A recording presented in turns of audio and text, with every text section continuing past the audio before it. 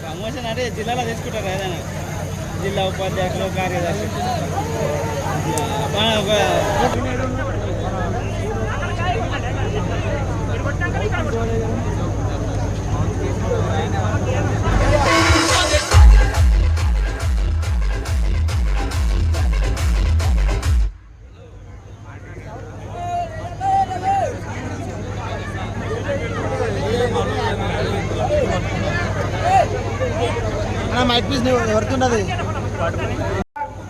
ఈ రోజు ఎంతో సుదినము అర్థమైనటువంటి కొదమ సింహము హిందూ సనాతన ధర్మానికి కొత్త దారులని అనేటటువంటిది అని కాకుండా మన ఋషుల మునుల యొక్క పరంపరకి నిలువెత్తు రూపము మన శివాజీ మహారాజ్ యొక్క ఛత్రపతి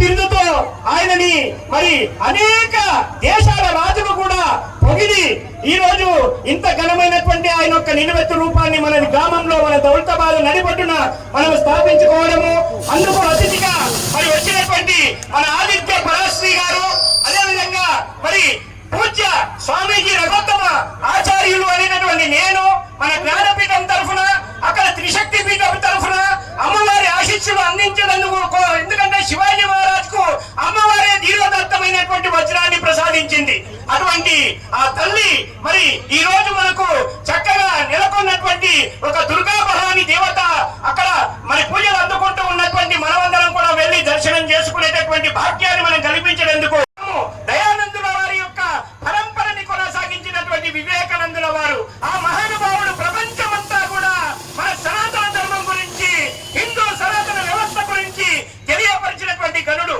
అటువంటి వివేకానందుని జయంతి ఈ రోజు యువజన వారోత్సవాలు జరుగుతున్నాయి. యువజన వారోత్సవాల్లో భాగంగా మన ఛత్రపతి శివాజీ నిలువెత్తు రూపాన్ని స్థాపించుకోవడము అందరూ కూడా మనస్ఫూర్తిగా తన కళల చైతన్యమయ్యేలా జై శ్రీరామ్ అంటూ ఛత్రపతి శివాజీ అంటూ అందరూ కూడా ఒకసారి జయ జయనాదాలు చేయగలరని ఆశిస్తున్నాము.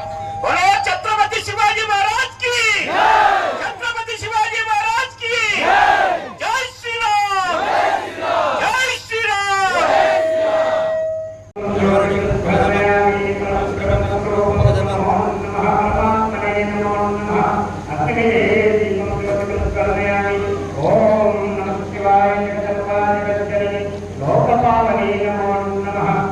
దేవతాభ్యో నమో నమః, సూర్యదేవతాభ్యో నమో నమః.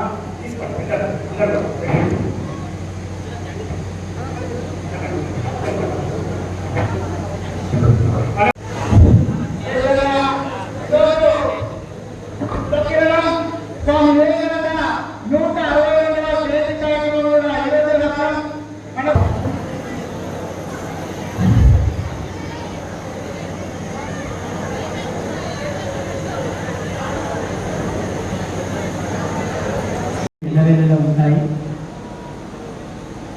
చాలా భవ్యమైనటువంటి రోజు ఈరోజు. హిందూ యువవాహిని దౌలతాబాద్ శివాజీ శాఖ వారికి ఒకసారి గట్టిగా చప్పట్లు కొట్టాలని కోరుకుంటున్నాను.